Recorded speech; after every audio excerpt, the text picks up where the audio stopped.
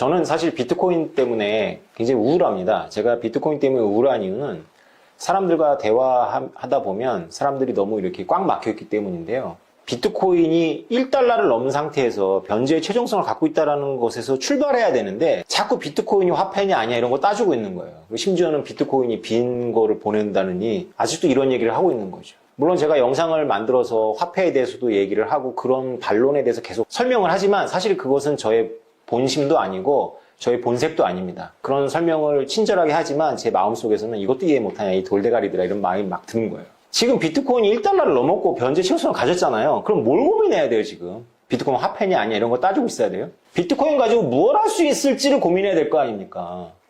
아니 세상에 전 세계 어디도나 갈 수 있는 게 가치물이 그냥 핸드폰에서 핸드폰 전송이 되는 거죠. 폭력에도 의지하지 않고 법에도 의지하지 않는 게 그냥 왔다 갔다 하는데 이것을 가지고 흥분해야 되는데 그게 뭐냐. 제가 철기시대 얘기해드렸잖아요. 신석기 시대 대학에서 철을 보고 야 이거 녹슬어 이거 불에 녹아 이러고 있는 거와 뭐가 달라요. 돌이 아니라서 이것은 안 된다라고 말하는 거와 똑같은 거잖아요. 이건 철이에요. 돌이 아니라고요. 근데 철을 놓고 이것은 돌하고 얼마나 다른지를 계속 현미경 가지고 연구하고 있는 거예요. 지금 1달러를 넘는 것이 멀리 보낼 수 있습니다. 자, 뭘 고민해야 되겠어요? 근데 여기서 여러분 걸리는 게 하나 있죠. 좋은 얘기야. 근데 이게 가격이 변동하잖아. 그것도 엄청나게. 그건 문제 아니야? 그런데요. 비트코이너들은 저를 비롯한 비트코이너들, 이론적 비트코이너들은 거의 제가 자신은 못하겠지만 거의 단 한 명도 가격의 변동성을 가지고 고민을 안 해요. 이상하게도 비트코이너들은 가격의 변동성에 관심이 없는 거예요. 그럼 이 사람들은 현실을 무시하는 건가요? 현실에 살고 있지 않은 건가요? 가격의 변동성이 현실적인 문제잖아요. 근데 마치 비트코이너들은 비트코인이 일단 가격만 가지면 괜찮아 라는 입장인 것 같아요. 여러분들 이상하죠? 오히려 비트코인의 가격에 대해서는 정부 관료나 경제학자들이나 일반인들이 자꾸 문제를 제기하는데 비트코이너들은 여기에 대해서 별로 대답을 안 해요. 왜 그럴까요? 그냥 해결책이 있어요. 처음부터 해결책이 있었어요. 자, 이걸 설명해 드리겠습니다. 여러분들이 아마 이 얘기를 잘 못 들으실 텐데 비트코이너들이 친절하지 않아서라기보다는 여러분들의 마음이 열려있지 않아서 그랬을 거예요. 이렇게 가격이 지랄 같은데 이게 해결책이 있다고? 아주 심플한 해결책이 있습니다. 비트코인은 종이에 써놓은 그런 인쇄한 종이돈도 아니고 금처럼 그렇게 멍청한 금속 조가리도 아닙니다. 비트코인은 훌륭한 장부이자 지능을 갖고 있어요. 다시 말해서 비트코인은 프로그램입니다. 프로그램을 할 수가 있어요. 이것을 이더리움에서 받아가지고 발전시킨 걸 스마트 콘트랙이라고 여러분들은 들으셨을 건데 원래 비트코인에도 스마트 콘트랙 기능이 있습니다. 비트코인만이 아니라 이 암호화폐 전반을 설명을 해드릴게요. 제가 집을 인테리어하고 싶어서 건축업자를 불렀어요. 그랬더니 1억의 견적을 불러요. 근데 내가 1억을 지금 주면 이 사람이 아무래도 자기 애인의 명품백을 사주고 내가 원하는 페인트라든가 그 인부에 노임을 주지 않을 것 같아. 근데 만약에 이 인테리어 업자가 당해보신 분들은 아시겠지만 인테리어 업자가 하다가 튀면 그 인부하고 이런 거 누가 돈을 내야 돼요? 건물주인 내가 돈을 내게 되어 있어요. 법에 의해 가지고. 인테리어 업자한테도 떼이고 나중에 그 미지급 어음에도 내가 돈을 내야 되는 거죠. 특히 그 인건비에 한해서 그렇습니다. 그러니까 나는 불안한 거예요.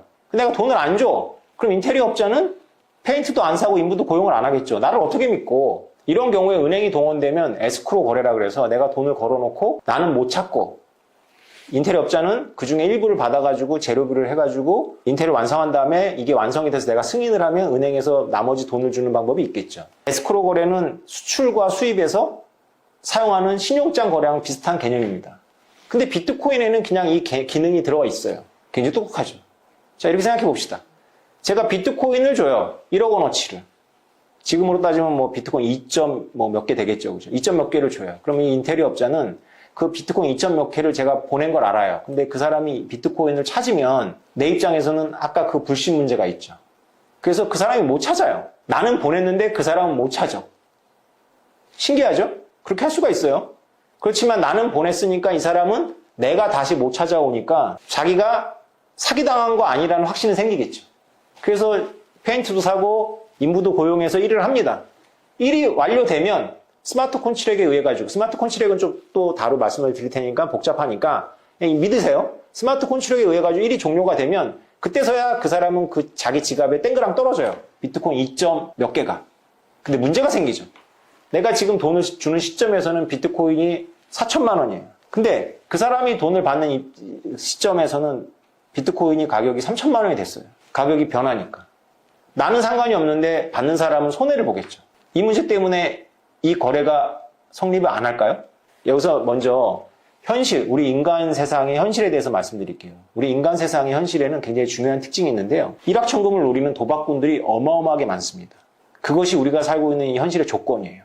바로 그들 때문에 이 문제가 아주 심플하게 해결이 됩니다. 제가 건축업자한테, 인테리어업자한테 보낸 비트코인을 이 도박꾼들 세상에 도박판에 올려놔요. 무슨 말이냐면 프로그램에 의해 가지고 도박을 걸어놓는 거죠. 그럼 도박꾼들이 도박을 걸어요. 어떻게 거냐면 한 달 후 시점, 다시 말해서 인테리어업자가 돈을 받는 한 달 후 시점에 이 비트코인의 가격이 올라 있으면 도박꾼들이 가져갑니다. 다시 말해서 내가 1억 원어치를 사서 보냈는데 그것이 2억 원이 되어 있어. 그러면 1억은 당연히 건축업자한테 가고 나머지 1억은 도박꾼한테 가요. 근데 내가 1억을 걸어놨는데 그것이 5천만 원이 되어 있어. 그럼 누가 이긴 거죠? 건축업자가 이긴 거예요. 건축업자는 얼마를 받아요? 1억을 받습니다. 5천만 원을 누가 내요? 도박꾼들이 냅니다. 이 과정에 어떤 법도 어떤 폭력도 들어오지 않아요. 그냥 프로그램에 의해서 이 장부가, 지능형 장부가 알아서 해결합니다.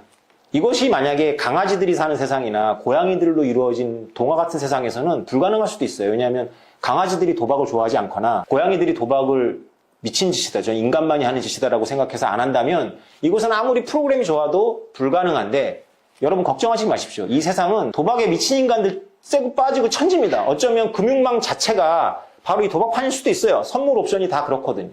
도박의 원리는 똑같습니다. 누군가는 비트코인이 오른다에 걸고 누군가는 비트코인이 떨어진다에 걸어요. 이 오른다에 거는 것을 롱이라고 하고요.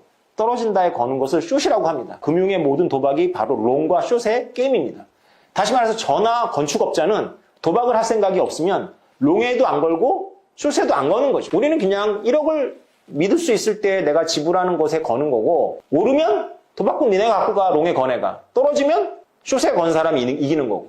해결됐잖아요. 도박꾼들이 이렇게 껴든다는 걸 알기 때문에 건축업자는 저한테 받은 돈을 제가 다시 회수할 수 없다라는 믿음을 갖고 인부를 고용하고 페인트를 살 거고 저는 건축업자가 그 돈을 갖고 인부를 고용하고 페인트 살 걸 믿기 때문에 미리 지불할 수가 있는 거죠. 나머지는 다 뭐가 알아서 한다고요? 두 개가 알아서 합니다. 나머지는 프로그램과 도박꾼들이 알아서 합니다.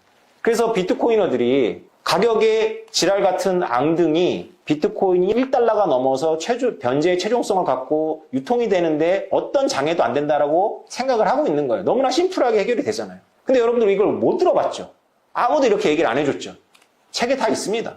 비탈릭이 뜬 것도 바로 이 논문을 가지고 뜬 거예요. 비탈릭이 이더리움을 만들 즈음에 바로 이 제가 지금 말한 거를 그대로 논문으로 써가지고 스마트 컨트랙의 기본 기능이라고 해가지고 이더리움을 만들고 이 사람들이 이더리움을 열광한 겁니다. 그러니까 쉽게 말해서 이렇게 말씀드리면 여러분 대단히 죄송하지만 늘 그렇죠. 여러분만 몰랐던 거예요. 저는 그러니까 이걸 언제 안 거죠? 저는 7년 전에 알았던 겁니다. 그래서 7년 전에 알았으니까 이렇게 주변에 얘기를 했는데 제가 7년 동안 무슨 말을 들었겠어요? 늘 그놈의 가격이 그렇게 변동하는데 어떻게 하느냐라는 이야기를 지금도 듣고 있습니다. 좋은 명문대학 유학 갔다 와가지고 똑똑하다라고 우리나라에서 인정받는 이런 분들하고도 제가 통화를 하면 꼭 하는 말이 있어요. 그 가격이 그렇게 요란해가지고 그거 어디다 쓰냐? 특히 이렇게 폭락했을 때 그런 말 많이 하죠. 걱정하지 마세요. 그분들의 세상이 현실적인 게 아니라 제가 바라보는 세상이 현실적입니다. 그분들은 마치 세상에 무엇이 없는 것처럼 사고를 하는 거예요. 도박꾼이 존재하지 않는 것처럼 사고를 하는 거예요. 근데 현실에는 도박꾼들이 존재하기 때문에 아무 걱정을 안 해도 됩니다. 얼마든지 숏에 걸 수 있는 사람이 있고 롱에 걸고자 하는 사람들이 있는 거예요. 그래서 이것은 아무 문제가 안 됩니다. 근데 문제는 뭐냐면 우리가 이제 주목을 해야 될 건 이런 도박판이 그냥 소규모로 이루어지는 것이 아니라 지금 여러분들이 알고 있는 디파이라든가 이런 모든 것들이 이 도박판이 어떤 규모에서 이루어지는지 생각해 보셔야 돼요. 이 도박판이 이루어지는 규모가 전 지구적이고 전 지구적인 생산물에 전부 적용이 된다는 겁니다. 여러분 지금 아직도 현미경 들고 비트코인은 이 가격 때문에 뭐에 쓰느냐, 이게 화폐냐 아니냐 도라고 계속 비교하고 계실 거예요? 아니면 이것이 바꿀 수 있는 세상에 저처럼 이렇게 뛰어들어서 공부하고 돈 벌 생각을 하고 어떤 사업거리를 찾고 어떤 문제를 해결할 수 있는지를 고민하고 흥분하고 전율하고 사실 거예요. 선택을 하십시오. 아직도 제 말을 듣고 비트코인 저거 돈이 맞아 안 맞아? 비트코인은 화폐냐 아니냐가 아니라 비트코인 뭐라고요? 비트코인은 중요한 겁니다. 끝.